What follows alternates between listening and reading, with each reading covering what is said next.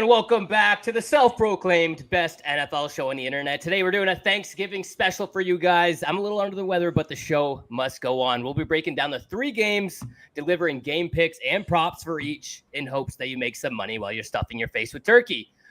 Fellas, on the topic of turkey, what's your favorite go-to Thanksgiving dinner? What do we have? I like love side dish? Some turkey stuffing. Yeah, side dish. I love myself some turkey stuffing. I will pound my body until I'm dead in the dirt with turkey stuffing. I used to be anti-stuffing, and it's probably my favorite now. I used to, as a kid growing up, I was not a big stuffing guy. Something about it, the texture of it, was not my thing. But we make, my wife makes these. I can handle the turkey and a lot of the other things, but she makes these twice baked potatoes that are pretty damn good. Do you guys name the turkey? What's that? Do you guys name the turkey? My family always names the turkey. No, wow, no. You guys got to get on that. I'll put you on. Yeah. Maybe we'll have to start doing that in my family this year. And you guys are both right. You hit the nail on the head. There's only one correct answer to the question. What is the best Thanksgiving side? And it's stuffing. You have it once a year. You pig out on it, and it's fantastic. Yeah. Definitely my favorite by far. And the 2 most overrated things I can't stand are cranberry sauce and pumpkin pie. You guys can have that. No, I'm not a fan of cranberry sauce either. No. Neither for me. I don't eat either. So all 3 of us, if we all had the Thanksgiving dinner, a squad ride, right? If we all had a Thanksgiving dinner together, we'd all love it. We'd all be on the same page. We absolutely love it. Absolutely. All right, we got 3 Thanksgiving games to break down, so let's head on over to the Bears at Lions. Probably the best game on the slate if it's not the Dolphins Green Bay. But yeah, this will be a fun one to watch. Yeah, this will be a fun one to watch. It kicks off at 12:30 p.m. Eastern time. 75% are on the Lions, -10, -9.5, depending on the sports book. I think the lines kind of moved a bit. 75% are on the over at 48.5. Matt, I'll let you kick it off, man. Where are you headed on this game? Yeah, this is an interesting line move given where the money and where the action's going, right? The action is not surprisingly on Detroit. I'll get to that here in a second about why it makes sense to be on Detroit at all times. So the fact that the line's coming down tells me there's some sharp action on Chicago, and I kind of get it. I know Chicago's lost 5 straight games. They're 1-3-1 against the spread in those 5 games. They've lost their last 2 by a total of 4 points. That 1 point loss to Green Bay, if not for that blocked field goal. Then they pissed away the game against the Vikings in overtime, 30-27. But those 2 teams are two of the top 7 Super Bowl favorites going right now. And the Bears are winless on the road. They've got no offense on the road. 13, 16, 5, 15, and 9 points. They've scored 5 touchdowns in 4 road games. You get Detroit with 9 straight wins. 8 covers in those 9. They're an NFL best 9-2 against the spread. Their defense in the last 10 quarters has allowed 4 field goals. That's it. Their 3 home games since losing to Tampa Bay in week 2, they scored 42, 52, and 52. Beat Seattle, Tennessee, and Jacksonville by 97 points. My favorite stat going right now, going back to week 9 of the 2020 season, Detroit is 32-9 straight up, 32-9 against the spread.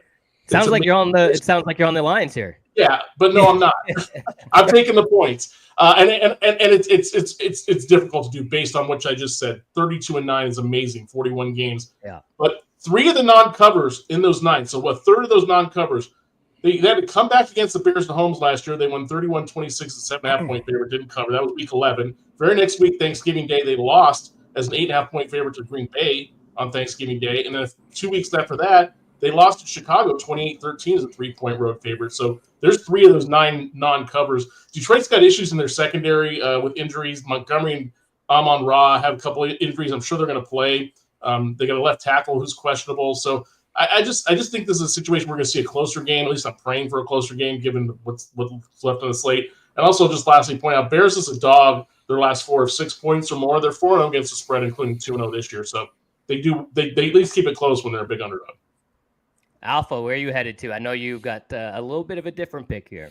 Yeah, I'm going to be taking the over in this game. I think we're going to see this Bears offense continue to have some success. We saw it last week in their game against Minnesota. Absolutely thrilling game against Minnesota. You thought that game was over about 17 times before the game actually ended. So their offense is starting to get it together, and their offense is healthy. Keenan Allen had a big performance, and Caleb Williams is starting to get a little bit more comfortable back there. I think the Bears will be able to score a few touchdowns in this game, and if that's the case, I think Detroit will take us over the top. This Lions offense is an absolute wagon. We haven't seen an offense like this Lions offense in a very long time. They seem to sling the ball around better than anyone, and they consistently score games in the 50s. We've seen multiple games this year where they've put up over 50 points. So I think we're going to see a very high-scoring game here. I hope we start Thanksgiving off with a banger, and we see points early and often. Give me the over. Yep, you're talking about points, and I'm scrolling through Matt's props piece. He's got Goff going under, but hey, the running backs is where Detroit usually makes their bread and butter. That's where they score their points through. And hey, you know that that defense of the Bears, they're not the best when it comes to stopping the running backs. Guys, I'm going a little bit different. I'm going on the Lions, of course. I mean, Matt, you kind of just took it away from me. The Lions are just buzzsawing everyone right now. Detroit has won their last 2 games by a combined 64 points. They're the Super Bowl odds-on favorite. They're playing at home. They're, like you said, against the spread darlings at 9-2. Favorites of 10 or more points on Thanksgiving. I know we talked about the line moving a little bit, but they're 9-0 against the spread since 2005. Wow. Which is crazy to me. Yeah, Chicago's looked better recently under their new OC, but whenever I cap a game against the Lions, I kind of ask myself one question, like, will that offense be able to keep up the offense across the sidelines from them? Will Caleb Williams be able to keep up with Goff and the best offense in the NFL over the course of 4 quarters? I don't think so. In my head, I don't see it happening. Will the Bears defense be able to score enough points against a team only giving up 16.5 points against this season, the second best scoring defense in football? Can the Bears stop this rushing attack? They've had 9 running backs produce between 65 and 110 rushing yards against Chicago. Shout out Matt for that stat. To me, the numbers just don't add up. I'm going to go Lions minus 9.5. I think Monty's going to be playing. He's a little banged up, but he will be playing, and Laporta will be playing as well. Looks like it. Yeah. So I'm going to go Lions minus 9.5. Guys, how are you feeling there? And what are you feeling for props in this game? So I can go here first. My favorite prop on this game is going to be Jahmyr Gibbs, 2+ touchdowns, not 1 touchdown, 2+ touchdowns. And I think Matt put it perfectly in his props piece. This Lions team has the best offensive line in football. We haven't seen an offensive line this dominant in a very long time. And they create holes in the running game like we have not seen. And they have this dual combo running back tandem that seems to both find the end zone every week. You could also parlay Gibbs and Montgomery to each score a touchdown because it seems like every week they trade off each possession. Who's going to score the touchdown? But tomorrow, I do think we will see a little bit more of Gibbs. We know Montgomery is a little bit banged up. I don't think they're going to want to have him get injured in a game like this where they should be comfortably ahead for the majority of it. So when they are in the red zone, I do expect to see a healthy dose of Jahmyr Gibbs, and I am taking his 2+ touchdowns at plus 350. Yeah, I'm not going to get into it too fast right now, but there is some really quality Thanksgiving specials surrounding those 2 running backs that we'll get into, like very high value. I'm talking about like plus 300, plus 400 between those 2. I think it's combined 150 yards with a combined 2 touchdowns, and that's like a plus 350, plus 400 type of thing, which I really like. But we'll get into that at the end of the show. Awesome. Matt, what's your favorite prop for the morning game on Thursday? Yeah, you scrolled through my article and settled. You saw the folks watching saw the Gibbs over 71.5 rushing yards. Guys, go read that and you'll see where I stand there. And also you stopped at the Goff under 1.5 passing touchdowns, which sounds a little crazy, but I've got some good supporting analysis there. Yeah, you do. But my favorite one will be the one that leads off the article, and that's Caleb Williams total rushing yards over 29.5. Bet Rivers had the 29.5. Everybody else had 30.5. I think the number really doesn't matter because, as I mentioned in my article, there's pretty much only one thing the Lions have not done right this year, and that's keep running backs in the pocket, keep them from gaining yards. And I'm not just talking about mobile running backs. I'm talking about immobile running backs like Mason Rudolph and Sam Darnold. So here's the point. 6 quarterbacks have had at least 4 rushing attempts against the Lions. Baker Mayfield, Kyler Murray, Geno Smith, Sam Darnold, Mason Rudolph, Anthony Richardson. 5 of those guys had at least 39 rushing yards. The only exception was Rudolph. He had 29 yards on 4 rushes. Again, Mason Rudolph is more or less a statue back there. So altogether, those 6 quarterbacks, 246 rushing yards on just 33 carries. That's a 7.5 yard per game average. The thing with Caleb Williams is he's been hit and miss with his rushing prop. He's topped 30 yards 6 times. He's had highs of 70, 56, 47, and 44. He's also had 4 duds with 15 yards or less. But I just think it's a situation where he's going to have to be running. He's the most sacked quarterback in the NFL by 5 sacks. He's just been running for his life the whole season. He's going to need to get on his horse if the Bears are going to compete in this game. So I think he gets somewhere in that 45-yard rushing range. That easily clears this rushing prop. And then we don't get dinged for sacks on rushing yards anymore, like I think we used to. So we're safe there. So that's my top play on this prop ledger for this first.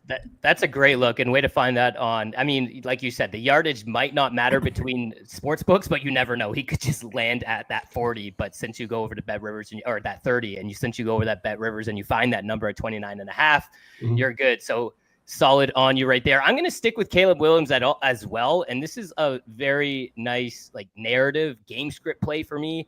I think also slowly but surely this passing attack is coming together. His passing yards on FanDuel are over 225 right now at minus 125. So it's a little juicy, but not too bad. He's gone over this number in the last 2 weeks, punctuated by a 340-yard effort against Minnesota a week ago. Let's not forget that Detroit ranks 25th against the pass this year. They allow 227 yards through the air per game. Like I said, the game script could be there. The Bears are likely to be behind against the best offense in the NFL. I don't know. And we'll need Williams to throw to get them back in the game. So give me Caleb Williams over 225. Give Matt Caleb Williams with his legs over 29.5 rushing yards. We're all over him Thursday morning. We love it. Absolutely. Hope he's awake. Yes, sir. Yes, sir. We're all cheering for some Caleb Williams action, which is weird to say because I'm usually not. I'm usually Me too. not tossing any money on Caleb Williams. Let's be serious. Let's head on over to the 4:30 game, though. This is going to be an absolute gut of a game, or it could be just crazy. Nobody knows. Like when you get two desperate teams, I mean, the Giants probably aren't desperate. They just want the season to end. Football chaos pretty much reigns supreme there. But we've got the Giants, we've got the Cowboys at 4:30 p.m. Eastern time. 91% of bets right now. Last time I checked yesterday night are on the over 37.5. 79% of bets are on the Cowboys minus 3.5. Alpha, the resident Giants fan, I'll let you kick this one off. Where are you headed here? Yeah, don't tell people that out loud, please. It's quite embarrassing being the resident Giants fan on the program. But yeah, guys, I'm taking the under here. Last week I came on and gave you my absolute best bet. That was take the Bucs in every way possible against the Giants. We knew they're not trying to win ball games, and they got absolutely obliterated. I said take their alt lines up to 21, all the way up to 21. Did cash last week as well. So for this week, the Giants are even more banged up. They're missing both of their starting outside tackles. So Jermaine Illuminor, who's been playing left tackle, blindside tackle, since Andrew Thomas, the starter, went down, he will be missing the game. Looks like Evan Neal's going to miss the game as well. Azeez Ojulari, one of their good pass rushers, he's going to miss the game as well. So the Giants are missing a lot of different weapons in this game. We all kind of saw what happened after the game last week, where internally players on the team were calling each other out, calling players soft. Yep. It's not a good environment right now, and Brian Daboll has, unfortunately, lost the locker room. It's just what it's going to be for the rest of the year. And I can't believe the Giants have this many games left that I have to torture myself through. But this offense should not be putting up any points. We're also not going to see Tommy DeVito tomorrow. He has not even flown out to Dallas as of now. They're saying he may still get out there either late tonight or tomorrow and try to play. But, I mean, if he couldn't even travel with the team today and has not been taking any reps, there's no chance he's going to be able to play tomorrow. So this team's in shambles. I do not think that they will have a big performance. Dallas should win this game easily, but does Dallas want to win the game either?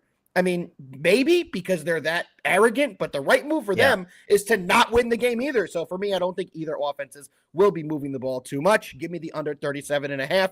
Definitely a best bet for me.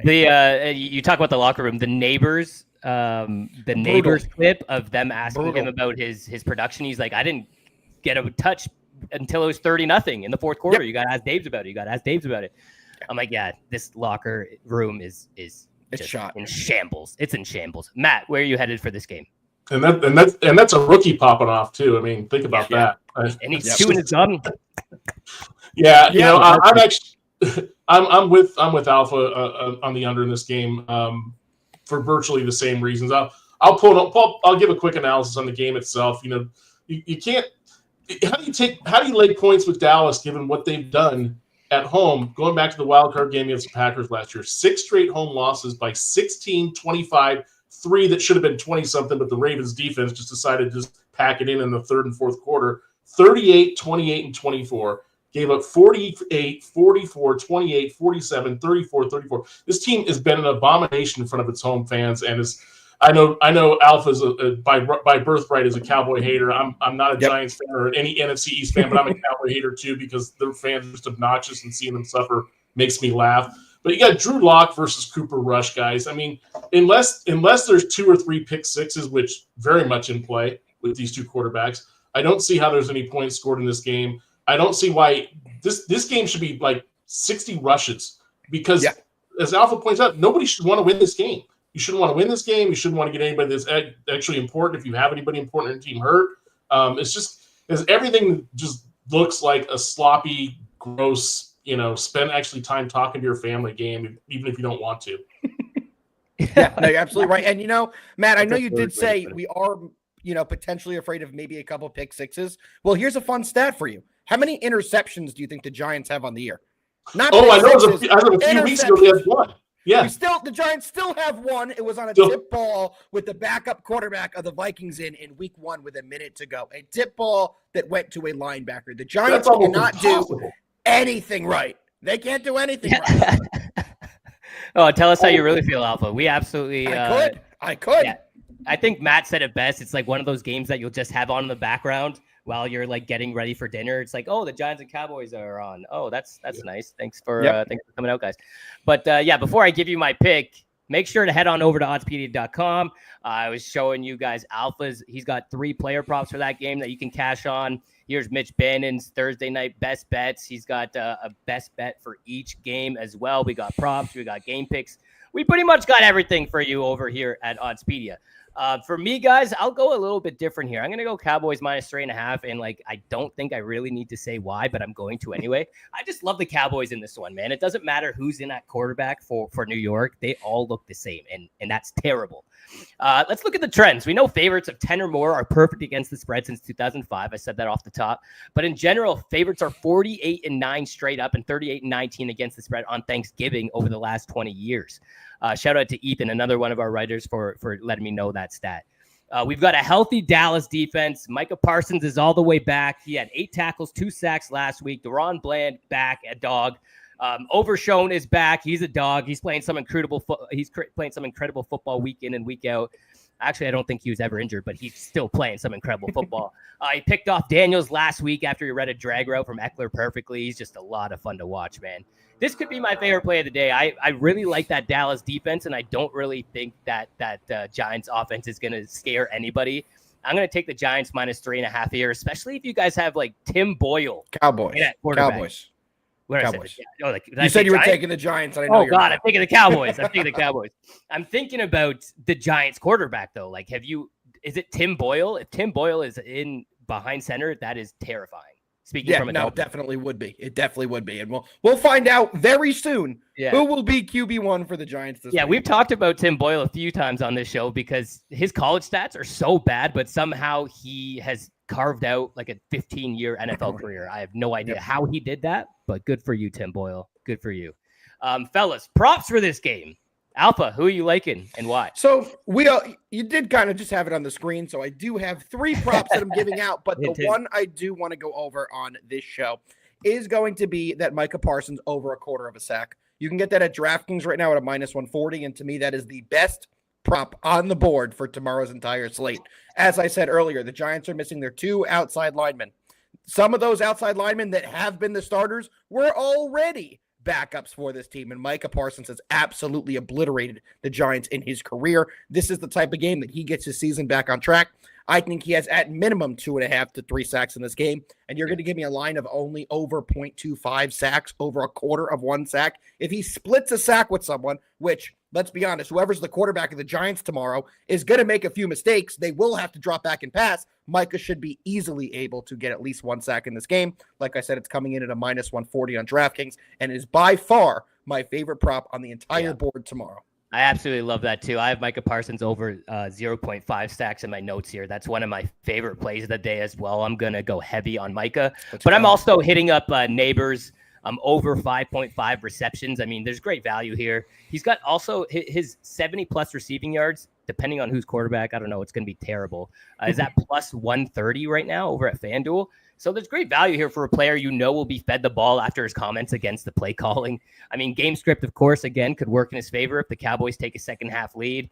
His last 6 games, he's caught 6 balls for 64, 6 for 50, 9 for 59, 7 for 71, and 12 for 115. So he is getting fed the ball. And I think after his comments, he will soar over the 5.5 receptions with the game script in hand. He's obviously the number 1 target, and his volume will simply always be there. So I'm going to go Micah Parsons, and I'm also loving the neighbors prop here. Matt, yeah, let's go, baby. Matt, who you like in here on the middle game of the Thursday slate? For the props. Hey, real quick, one thing I forgot to point out in the on the analysis on the unders that these two teams played back in week 3, and it was a 15-10 game. And say what you will about Dak Prescott and Daniel Jones, but they're better quarterbacks than what's going to be out there, and they put up 25 points. Outdoors. It's just I don't see how this game goes over. First of all, I want to say a prayer for Micah Parsons' Achilles tendon, because I've got a feeling it's going to be a little bit loose now after you guys loving on Micah Parsons. Oh my God.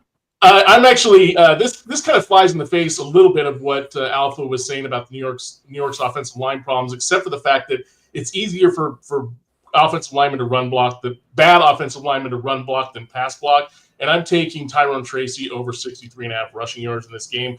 It goes back to what I said about I just don't see any reason why this isn't just run. And every time Tyrone Tracy's had more than 9 carries in a game, he's delivered almost every time over 63 rushing yards. He had 50 in his opening game, the very first start he ever had against the Bengals. I just missed that player prop on that Sunday Night Football that one time. I had him over that 55.5, I think it was that game.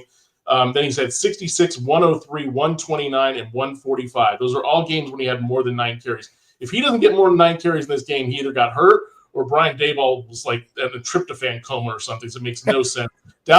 The only game Dallas' rush defense has done anything was against the Giants. They absolutely shut them down, gave up like 37 rushing yards in the game. Even with that, Dallas has still given up 150.5 rushing yards per game. Only Carolina is worse. The last 6 games, Jaden Daniels had 74 rushing yards because Brian Robinson got hurt last week. Mixon with 109. Barkley and Hurts combined for 66 and 56, so 122 there. Bijan Robinson, 86. The guy named Isaac Guerrero, I still can't say his name, 85. Yeah.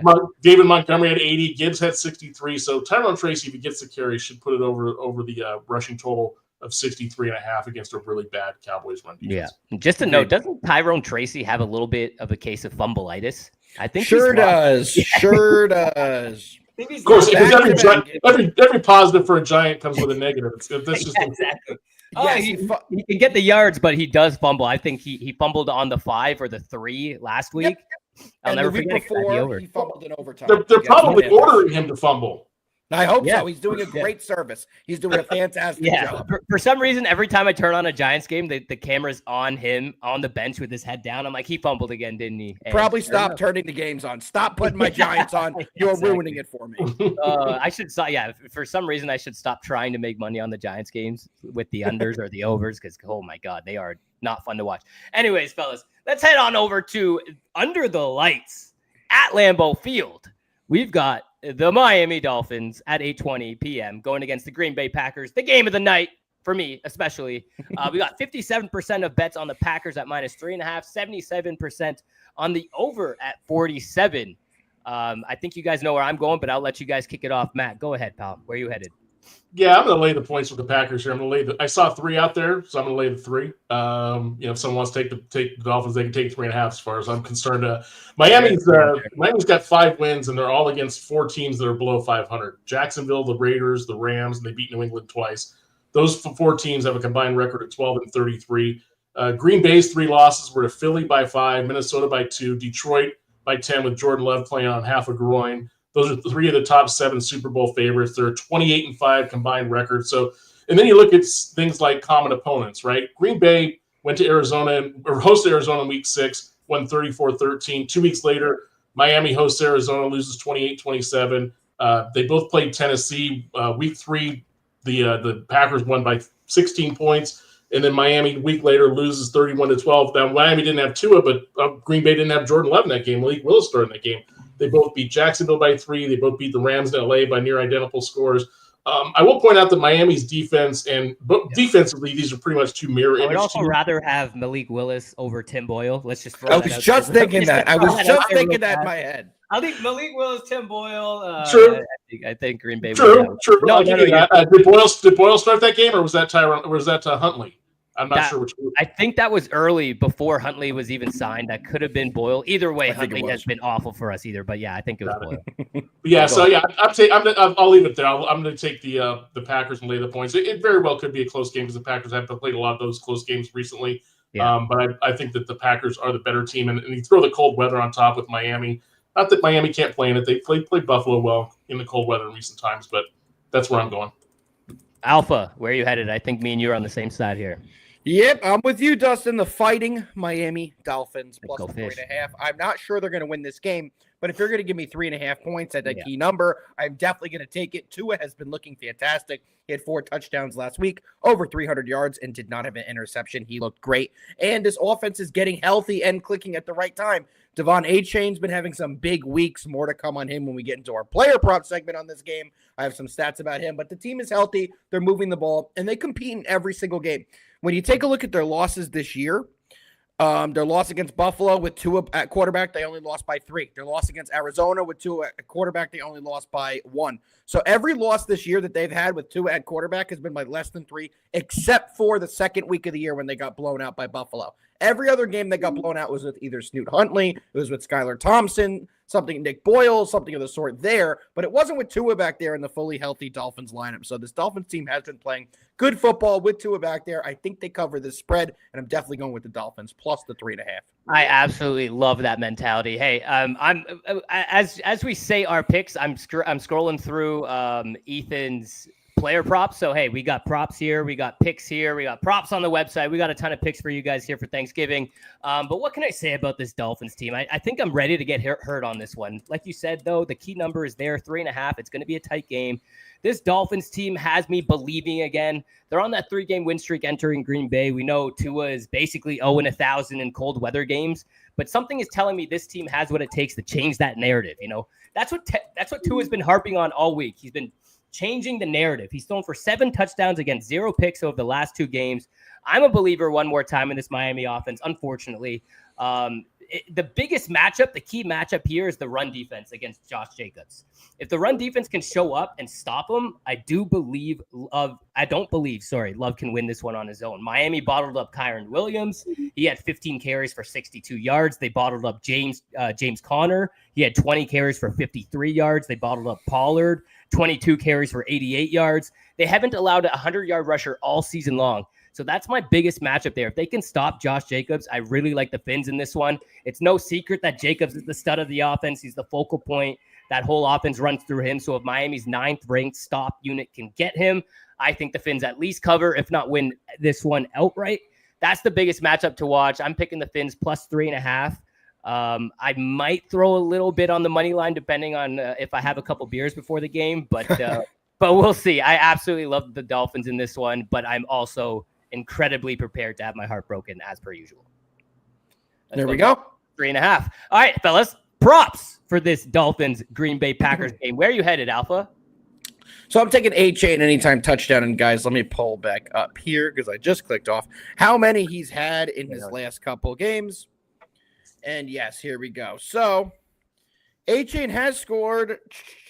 He scored 2 last week. He scored 1 the game before. The game against the Rams was the one he hasn't had any in a while, but he had 2 against Buffalo, 1 the week before. So that means 6 in his last 6 games he's scored. You can currently get the odds at his anytime touchdown at a -120. And I think he's definitely going to find his way in at least rushing or receiving on one of those different ways. It's pretty split between him this year. You don't know if he's going to rush it in or if he's going to catch a screen and get it in. But when they get in the red zone, we do know that they give him the ball a lot. So I do expect him to find his way into the end zone, and his anytime touchdown at -120 to me is a little bit too short. I think it should be a lot wider, probably closer to a -150, -160. So because of that, I'm all over A-Chain anytime touchdown, -120. Got an A-Chain touchdown. Matt, where are you headed on this on the night game tomorrow? I'm on your boy Tua under 245.5 passing yards. He blew past this the last 2 weeks. Again, obviously against the Patriots and the Raiders. The Raiders actually have a pretty decent pass defense, so that was impressive. But prior to that, he had 207, 231, 234, 145. Green Bay's got the 11th best pass defense by yardage, 206.5 yards per game. And you look at the last 6 quarterbacks to face the Packers defense. Brandon Allen, obviously, no great shakes. He was down the whole game and still only got to 199 yards. Caleb had 231. Goff was held to 145. Trevor Lawrence had 308. But CJ Stroud had 86 yards, and Kyler Murray had 214. So I think this is a game where if it's close as the experts think it's going to be, Tua's not going to need to throw the ball all over the place, especially in that weather. And against the defense that is pretty good against the pass, maybe not so much against the run. I think Tua probably maxes out around 235, so there's a little wiggle room here. Yeah, I do like that play, actually, especially in a cold weather game, especially when I think they're going to be feeding HN and Raheem Mostert, Jalen Wright, whoever's in that backfield. That's a solid play. That's a good look there, Matt. Before I get into my last prop of the night, thank you so much. We have 770 people here on a short Thanksgiving special. You guys are fantastic. I appreciate you guys. But I'm going to head on over to the Dolphins tight end, who's been an absolute freak. Jonnu Smith, man. Even I think the first week of this show, or the first couple weeks, I was all over Jonnu Smith, and he's finally finding it. It's been so much fun to watch him. And over the last 2 games, he's had 15 catches for 188 yards, 3 touchdowns. He's become another huge weapon in this Dolphins offense. Mike McDaniel's scheming him open for big plays. They're running plays for him specifically. But more important, man, he's got Tua's trust, which is a huge factor in a terrible cold weather game. Packers are 30th in the NFL at defending tight ends. Smith will have open looks in the middle of the field. I'm loving this play more and more. I look at it. I'm taking Smith over 40. I might take him as an anytime touchdown guy as well, but I'll let you know. Also, I'm definitely starting him in fantasy. If you have Jonnu, he was at least, I think he was 20% owned before the last 2 weeks. He's up to 75% owned. So if you have Jonnu on your team, get him in. Get him in the tight end slot. He's a stud. Love it. Yes, sir. Yes, sir. All right, fellas. Before we wrap this one up, it's a short episode. We got close to 800 people in here now. I appreciate all you guys. Let's go to some Thanksgiving specials because sportsbooks are throwing around some Thanksgiving specials for some pretty good value. Has anything caught your eye, Alpha, when you scroll through some of these specials? So as of now, there isn't any that I absolutely love. I'm going to be honest. When they put these game specials out on FanDuel, I kind of think it's better when you build your own parlays. A lot of times you're getting less value by taking the pre-selected. It's a lot of times you'll see something, let's say, for example, that's Amon-Ra St. Brown, 100 yards and a touchdown, and then A.J. Brown, 100 yards and a touchdown. If you individually click each one, instead of taking the preset one that they give you, you're getting even better value. So for me personally, there aren't a ton, but what suggestions have you seen? Any that you like? Do you want to go over with the group? Yeah, there's a few, like +1, like 1 point to be scored in each quarter of all 3 games. You're getting that at +120. I kind of like that, to be honest. One point to be scored in each quarter. Maybe not. I think if there's any game that's going to let us down there, it's going to be the Giants-Cowboys. Yep. Yeah, but another special that I liked, I talked about it at the top of the show, Gibbs and Monty to combine for 2 touchdowns and combine for 150 rushing yards. You can get that at +450. Where'd you see that one? I was just looking for that. Yeah, that's on FanDuel. I saw it before just before I logged on for the show. I love that play. I absolutely. If it's each one of them to get a touchdown, you said in 150. Yeah, no, they can just combine. So if Monty gets 2 touchdowns, it counts. If Monty goes by himself and gets 150, it counts. But you just combine the 2 box scores. I love that. I love that. +450. Yeah, I actually really like that Thanksgiving special. I've got a couple more, but Matt, has anything caught your eye? Nothing really, guys. The problem with these things for me is the value just isn't there. Like I'm looking at one right now that's Jared Goff, Jordan Love, and Cooper Rush combined for 6 passing TDs, right? That's a lot of touchdowns. It's +270. I mean, that should be closer to 10-1. So yeah, I mean, I understand if you're just just want to have a fun wager out there. There's absolutely nothing wrong with that. But absolutely, there's just not the value. I think Alpha pointed out, put together your own single game parlay. Probably with a little bit better odds. But, so I'm thinking about the Gibbs and Monty one, but there's a few that actually are pretty good. I think that any player to score a 75+ receiving touchdown at +1,000 is pretty good from all 3 games. And then there's most passing yards. Obviously, they break down each quarterback, but Tua is at +330, which could be a beneficial. Could be some value there. You never know. And then the lowest scoring team, Giants, at +200. What do we got Drew Lock for being 2,000 yards passing tomorrow? What's the max I can bet on Drew Lock? +1 million. +1 million. But hey, listen, I appreciate you guys taking your time. We got 850 people in here for the Thanksgiving special. Hey, have yourself a great Thanksgiving dinner. Thanks for coming in. Thanks for tuning into the special. We'll see you next week on Thursday, same time as we usually do for Week 14 action. Matt, Alpha, appreciate you guys. Happy Thanksgiving, everybody. Happy Thanksgiving, everyone. Loosen Next that belt.